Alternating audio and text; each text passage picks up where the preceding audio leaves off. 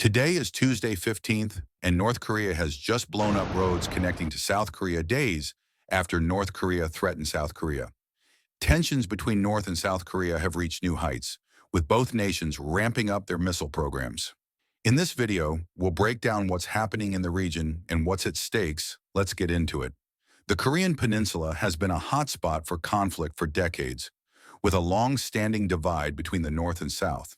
The tension has often revolved around military buildups, missile tests, and nuclear threats. In recent months, Kim Jong-un's regime has tested a series of ballistic missiles capable of reaching not only South Korea, but as far as the United States mainland. Each test heightens the risks, drawing condemnation from the international community. This is not just about showing off military might.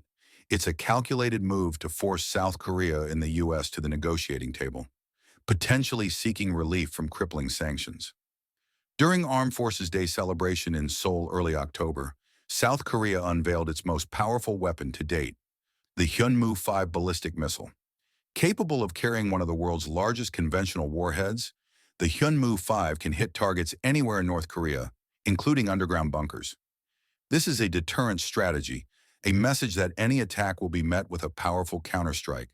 Each missile test or military display from one side triggers a response from the other, creating a dangerous escalation cycle, a high-stakes game of brinksmanship, knowing that a single misstep could lead to conflict.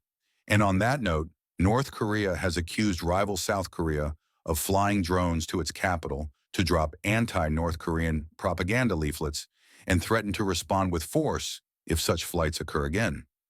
North Korea's foreign ministry said in a statement on Friday 11th that South Korean drones were detected in the night skies of Pyongyang earlier that week. The ministry accused the South of violating North Korea's sacred sovereignty and threatening its security, and said its forces will prepare all means of attack and respond without warning if South Korean drones are detected in its territory again. The ministry said, "The safety lock on our trigger has now been released. We will be prepared for everything and will be watching.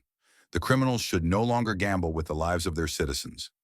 South Korea's Joint Chiefs of Staff issued a statement saying they could not confirm the truth of North Korea's claims, adding that all responsibility for the recent series of events lies with North Korea, and strongly urged them to refrain from rash actions and exercise self-restraint.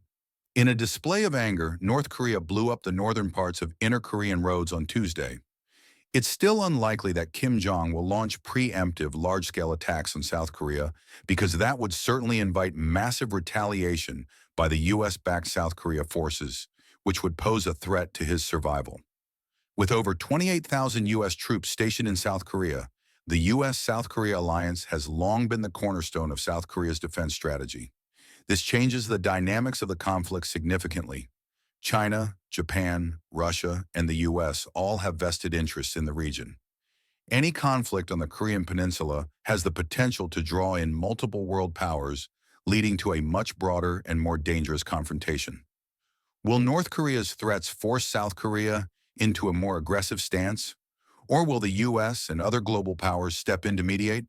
The future remains uncertain, but one thing is clear: this standoff is far from over. Thanks for watching.